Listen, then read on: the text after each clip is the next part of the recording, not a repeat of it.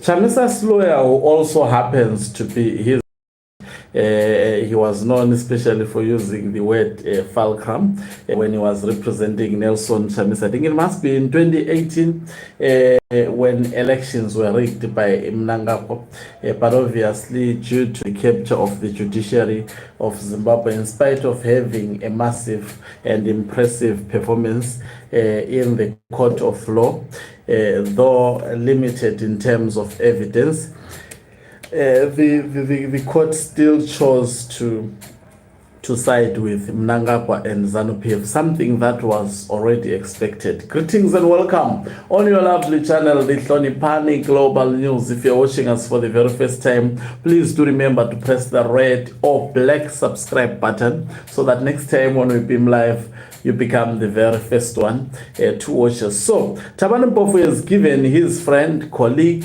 as they go to same church, I strongly believe they are also Christian, advice in the eve of Nelson Chamisa forming a political party. We understand that he is in the process of forming a political party. So the topic I will just read for, and then I'll be talking where I would feel I should actually say something. It says, tread cautiously, which means be very, very careful.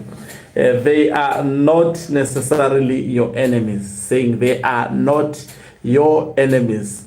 Let's read what he said.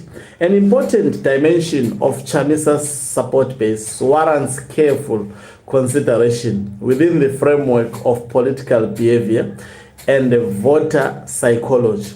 There exists a segment of the electorate that, while not ideologically or emotionally aligned with Chamisa, nonetheless desires his political success primarily as a means to an end, the removal. So he is simply saying there are people in Zimbabwe who may not share the same political ideology with Nelson Chamisa, but they perceive him as a force that can actually put an end to ZANU-PF. So he is simply giving him that these people are not your enemies.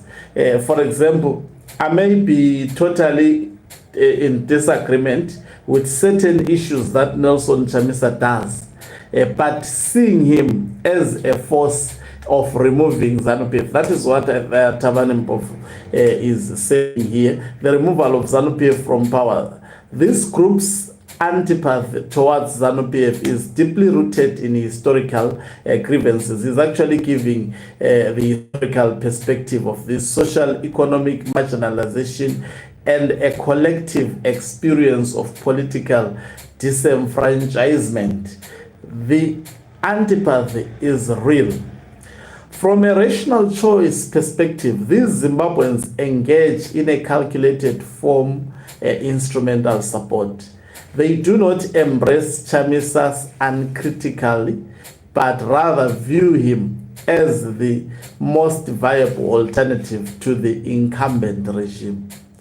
Their political engagement is thus characterized by conditional loyalty. So there are those with conditional loyalty to Nelson Chamisa. There are those who are following him blindly, tempered by skepticism born from repeated disappointment moments with opposition politics over time. This manifest is a cautious, sometimes cynical posture, often expressed through a retrospective "I told you so" attitude when opposition efforts falter. Such responses can be interpreted as coping mechanisms that help manage political disillusionment while preserving hope for systematic change. My view is that this constituency largely comprises the middle class and select elite groups, demographics that are politically silent due to their relative access to information, resources, and network. Their political behavior underscores the complexity of opposition politics in Zimbabwe, where support is not merely effective but strategic and contingent. For opposition actors, maintaining engagement with this group requires nuanced outreach that acknowledge their frustrations without alienating them. That's a good advice. I hope my viewers are also hearing. I'm trying to read it slowly so that you understand. Burning bridges with these voters risk not only immediate electoral losses, but also the erosion of a critical constituency that aspire to democratic transformation. What an advice. In sum, that is in conclusion, I used to write essay. I can tell it's a lawyer. I can tell it's a student who actually read history, literature in English, and all those subjects, whereby you will say a lot. Now, this is the most critical part of an essay or any presentation. Conclusion is very, very important. A lot of people don't listen to conclusion, but conclusion actually sums up what he has been saying there. This segment embodies the ambivalence and unconditional inherent in opposition support within authoritarian context. They are rational actors who desires change, yet sensitive to political setbacks. Unlike the masses, they have options beyond political change. Recognizing and respecting their announced position is essential for any sustainable opposition strategy aiming to build broad-based coalitions for democratic change. The fact that you do not understand them does not make them wrong, much as the fact that you believe in your passion does not make you right. At the end of it all, Chamisa remains by far our best foot forward. That is his opinion. Anyway, but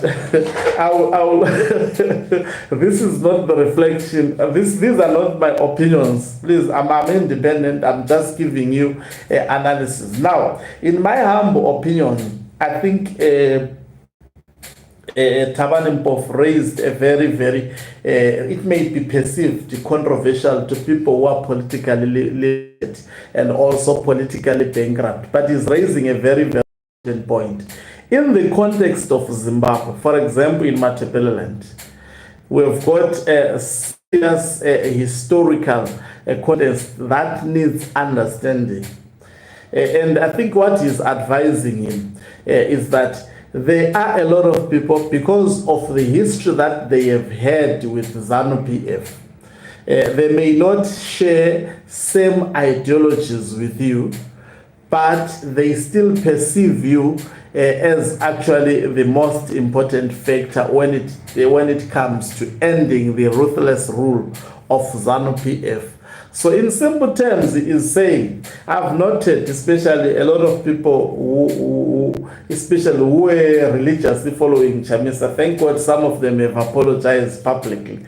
They would actually insult you when you actually raise a very, very important, the truth in this world is not liked by all people. For example, I've given a very sober advice when I heard that he's intending to form a political party by saying, if he's coming with the strategy that he came up with in 2018, in 2023, then he should kiss goodbye. ZANU-PF will easily manage him. It means he would not have given them homework. They will actually properly counter him the way they have countered him before. This time around, strategically, he has to bring something new, something fresh, something contextual. I hope people are hearing these words, and I hope also I think Thabani, apart from the last maybe sentence, demonstrate good friendship to Nelson Chamisa. If a friend can actually knock some sense which may not be popular, that is actually a good friend. As much as he acknowledges that Chamisa remains relevant, I've always said, anyway, looking at the reality, he is supported by many people. I may not be supporting him, but that doesn't mean to say I can't acknowledge the reality on ground. He is supported by, he has a lot of supporters. Most of them, they are religiously supporting him. And he has also a lot of people who can actually alternatively vote for him, though not in line with his ideology. But he has to understand the politics of Zimbabwe with its complexities, quite a complex politics. Otherwise, if he loses it, ZANU-PF has already lost it. This country is heading for disaster. Thank you very much for watching us. If you are watching us for the very first time, please do remember to press the red or black subscribe button so that next time when we beam live, you become the very first one to watch us. You can financially support this channel by pressing the join button and be part of our members who are the heartbeat of this channel. You can equally do so by pressing the thanks button and send us stars. Let me love and leave you. Don't forget